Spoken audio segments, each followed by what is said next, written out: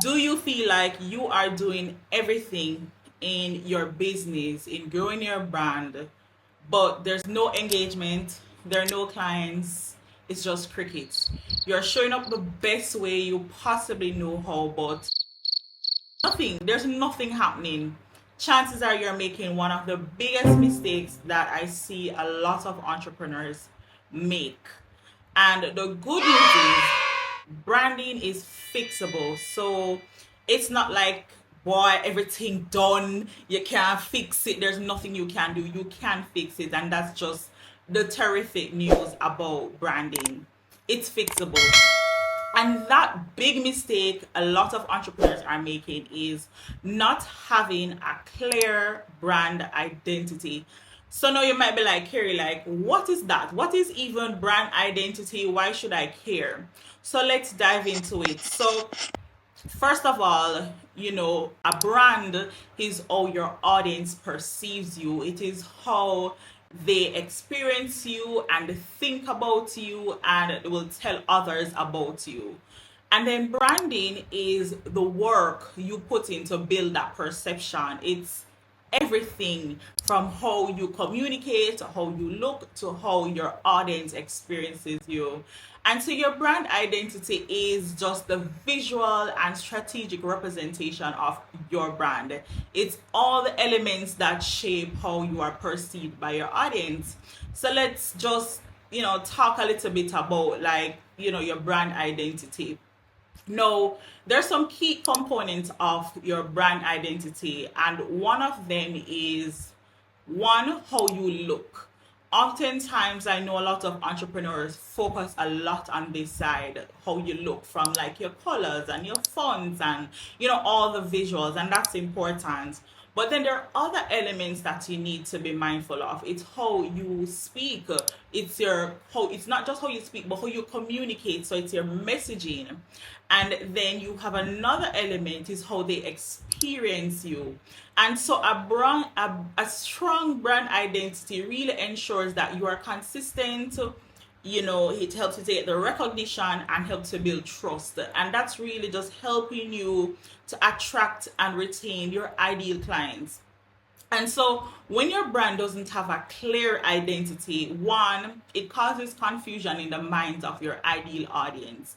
And as a business, as an entrepreneur who's really into business of making money, if you are all over the place and your clients end up, or your audience being all over the place, they don't know who you are, they don't know what you stand for, they don't know why they should even care about your business or work with you, and they can't differentiate you from anyone else, then chances are they won't even buy from you, and they'll just move on to the next business who is clearer in how they show up visually, how they communicate, and how they can experience you.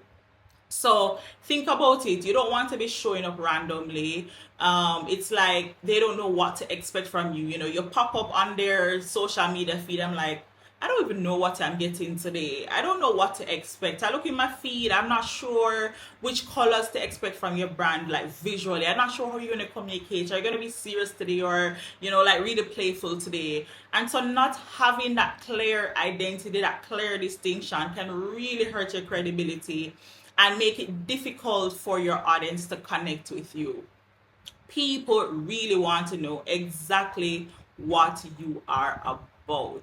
So earlier I touched on some of the key components of your brand identity, and I'm just going to just break it down some more for you so you can understand, one, what not having a clear identity, how it can impact your brand, but two, how you can just get clearer on how you can improve that in your very own business while building your brand.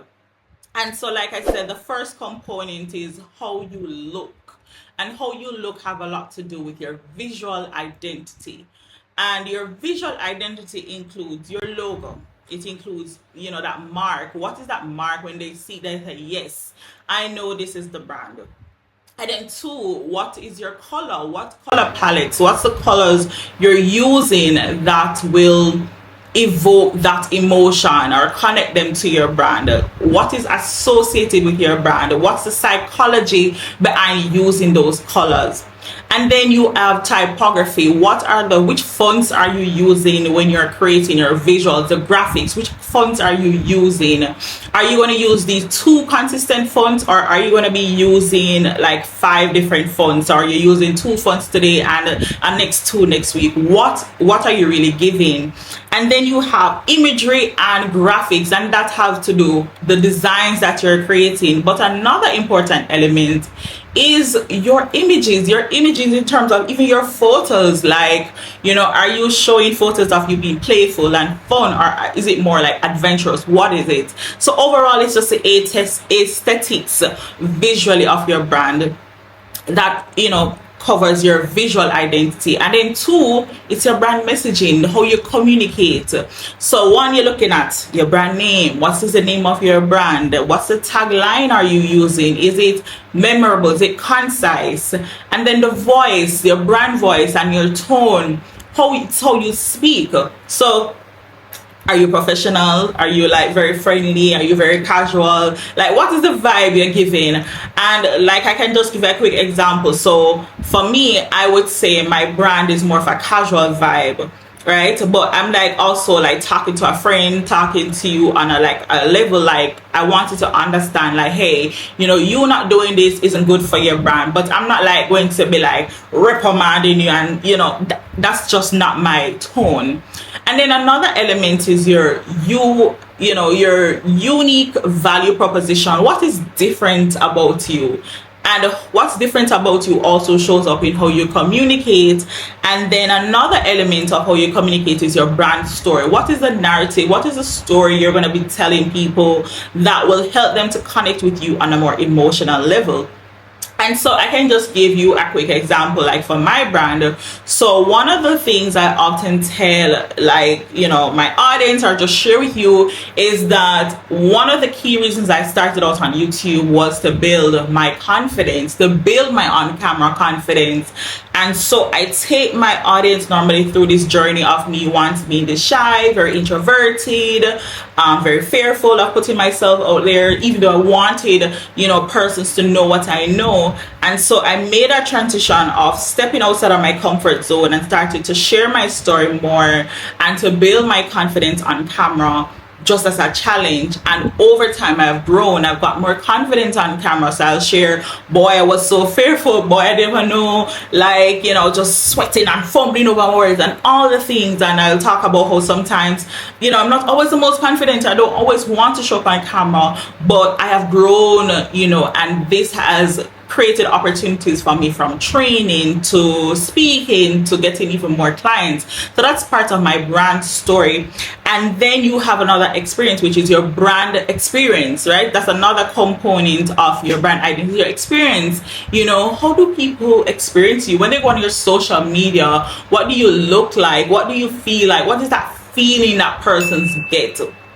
And so you want to have all these things and take all these things into account and to be very consistent with it, so you can help to build that level of trust and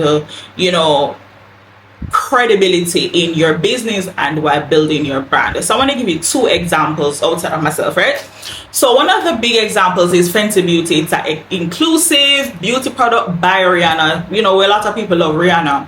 And so one of the things about Rihanna, she's bold, she's confident, and that really is showcased through her beauty brand. One, it's bold, it's about confidence, but another key element is how you experience her. One of the ways you experience this brand is that it has a luxurious element, but it also has an accessibility, and it also have this experience of you feeling more confident when you use her products. You don't feel like you're left out. You don't have that fear of, boy, I'm not included. So everything from the brand is crafted, like from the imagery, it's about like very good editorial, but also like real life beauty moments, like you just putting on your lipstick in the morning or putting on your lip gloss in the morning. They include all those elements. And so the things that make the Fenty Beauty a strong or gives it a very strong brand identity is all the things I mentioned earlier. It's them being very consistent, that their voice or their brand tone and voice is confident, it's bold.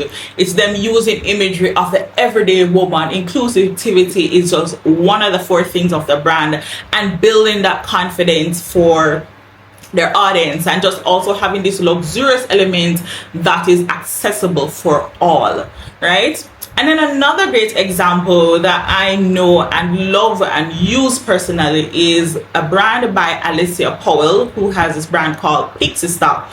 Now, when I was first introduced to Pixie Stock, they were just on focus mainly for me. It's stock imagery, but it's stock photos of Black women or just diverse women.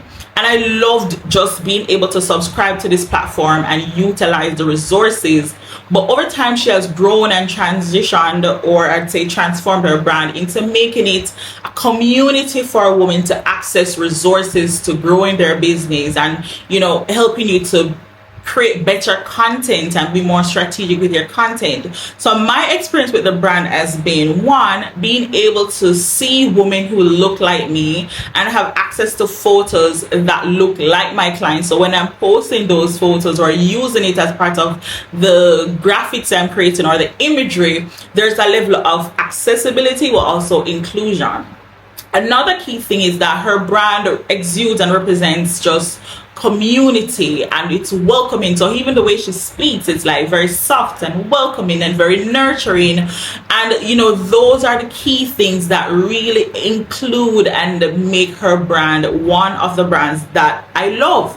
But I want to talk about a very recent experience I had with the brand, where I was, you know, she rolled out this new service and I was using it earlier this week. And while using it, I was like, man, I love this brand. I love this product. I love just how it makes me feel. I feel more confident in me just coming up with a strategy for my content. I felt empowered. And when I went back just to, you know, just look on her brand, a lot of her messaging was just being supportive, empowering, and just building the confidence in women like myself, women entrepreneurs like myself, who want to feel supported and have the resources to grow their business. So those are just some key things that really makes, you know, Alicia's brand Pixie Stock a very strong brand. And you look at her colors, it's like very soft colors. It's the pastels and the greens and the pinks, so it has a feminine element, but the greenery also, you know, shows me that, hey, this is about like growth. And then the fonts that she also use, they are modern, and, you know, they make me, it's not overpowering, it's just welcoming, it just pulls me in. And then the images, like I said earlier, they're just very diverse. You know, it's stock images, so there's something literally for everyone. So those are just 2 very good examples of brands that have a very strong identity. And I want you to do your very own research and do your own audit in your own time, and just look on your brand and ask yourself this question: what is the experience of my brand? What does the visuals look like? Is it consistent, or is it all over the place? Is it mismatched? You know, be honest with yourself. Look at your brand and ask yourself these questions. Could it be the way you're showing up is turning people off? Right? Think about that. Think about, what do your visuals look like? Are you using the consistent colors? Are you using the consistent fonts? Do you even have consistent colors and fonts? Think about that. Then also look at how you communicate. What's your tone? Are you friendly? Are you playful? Are you professional? What's your brand story? Do you even have a brand story? And start crafting those things. You know, you want to just be to sit and audit, especially, like I said, if you are just in that space of crickets. So let me just reinforce and remind you why it's important to have a strong and very clear brand identity. One, it helps to build trust and recognition. So when your audience experience you on social media or visit your website, they are not getting 2 different things. They're seeing the same thing, they're getting the same feeling, the same emotions, and it is connecting with them from the pain point to everything, to why you started, to the purpose, to what you stand for, your values, everything. So if you're sitting there be like, okay, Carey, How do I start? Start with the audit that I mentioned earlier, but also I have you covered. I have you covered. That's one of the things about me. I'm going to have you covered. So I've put together this really helpful resource to help you to do the audit. And it's a worksheet that will help you take you back to the foundations of helping you to identify the why behind your business, the purpose, the goals in your business, and you're going to work through that worksheet to help you to get started. But if you want extra help, if you want to work with me one-on-one, I also offer one-on-one sessions where I do a deep dive into your brand. I look at your goals, I look at your visuals, I look at your current strategy if you have one. If you don't have one, I help to build a brand strategy for you that will help to make your business stand out online. And so I'm just really excited about like helping entrepreneurs like yourself to build a brand. So if you are ready to fix your brand and to remove all the confusion and to make your brand more recognizable, just click the link in the description to access the resource, or to book the strategy session to work directly with me. And I am just looking forward to helping you to build a brand that is not only memorable and recognizable, but a brand that will help you to, one, get the visibility, the engagement, and the clients that you deserve. In my next video, I'm going to talk about another common branding mistake that entrepreneurs are making, and you're going to want to stick around for that one.